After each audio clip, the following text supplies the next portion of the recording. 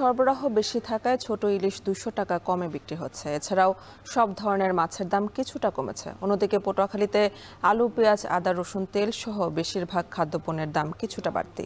সপ্তাহ ব্যবধানে 5 থেকে 15 টাকা পর্যন্ত বেড়েছে পেঁয়াজ, আদা ও আটার দাম।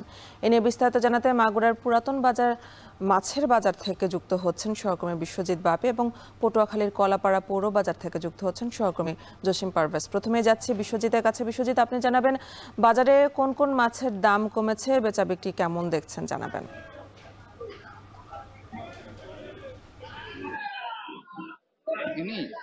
সকাল থেকেই যে মাছ ব্যবসায়ীরা তাদের যে মাছ নিয়ে কিন্তু মাগুরা এই পুরাতন বাজার যে মাছের আড়ত এখানে আসে এবং এখান থেকেই খুচরা ব্যবসায়ীরা তারা কিন্তু মাছ নিয়ে জেলা 4টি উপজেলা সহ বিভিন্ন এলাকায় তারা বিক্রি করে।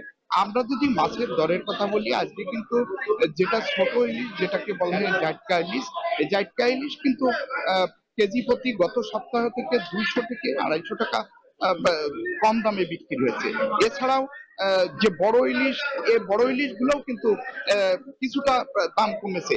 এছাড়াও যে বাজারে আজকে কিন্তু পর্যাপ্ত পরিমাণ দেশি মাছের সরবরাহ রয়েছে, যার কারণে মাছের দাম কিন্তু বেশ কিছুটা কমেছে। আমরা যদি মাছের দামের কথা বলি, তাহলে যে ট্যাংরা মাছ, টাকি মাছ, শোল মাছ, এই মাছগুলো যে মাছগুলো 400 থেকে 750 টাকা কেজিতে বিক্রি হতো, আজকে কিন্তু বিক্রি হচ্ছে 250 থেকে 400 টাকা।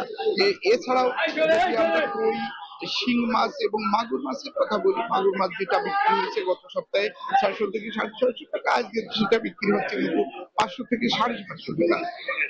তাছাড়া আজকে মাছের কিন্তু পর্যাপ্ত সরবরাহ রয়েছে, যেখানে প্রতিদিন 60 থেকে 70 মণ মাছ আসে, আজ কিন্তু সেখানে 80 থেকে 90 মণ মাছ কিন্তু এই বাজারে এসেছে।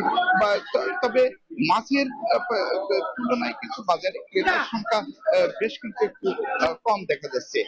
তো সবকিছু মিলিয়ে আমরা বাজার থেকে যেমনটি দেখেছি যে মাছের দাম কিন্তু বেশ কমে পেয়েছে। আমরা ব্যবসায়ীদের সাথে কথা বলেছি, তারা যেটা জানিয়েছে যে এখন পানির স্তর একটু নিচে নামায় জেলেদের জালে পর্যাপ্ত মাছ ধরা পড়ছে, আর পর্যাপ্ত মাছ ধরা পড়ার কারণে বাজারে মাছের সরবরাহ বেশি রয়েছে এবং সেই সাথে কিন্তু মাছের দাম কিছুটা কমতি রয়েছে।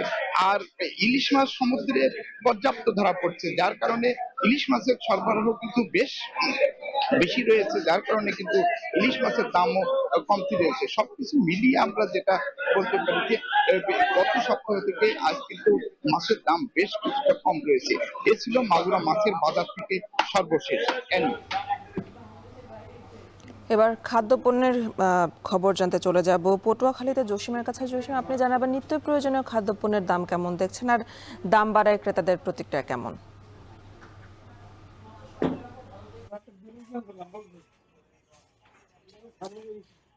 খাদ্যপণ্য দাম কিছুটা বেড়েছে গত এক সপ্তাহের ব্যবধানে, আর অনেক পণ্যের দামই অপরিবর্তিত রয়েছে।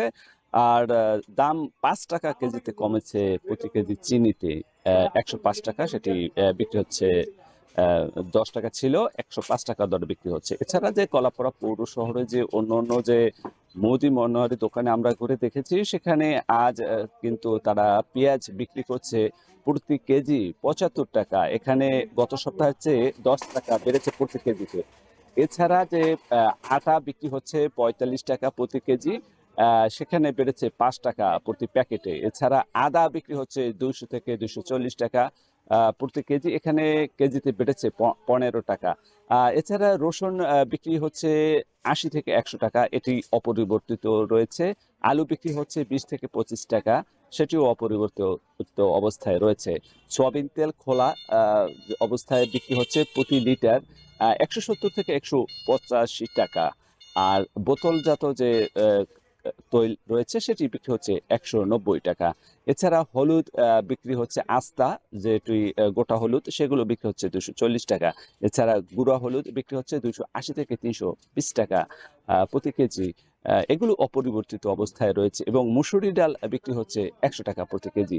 এবং লবণ মোটা যেগুলো সেগুলো বিক্রি হচ্ছে 30 টাকা প্রতি কেজি এবং খাবারের লবণ প্রতি কেজি বিক্রি হচ্ছে 40 টাকা।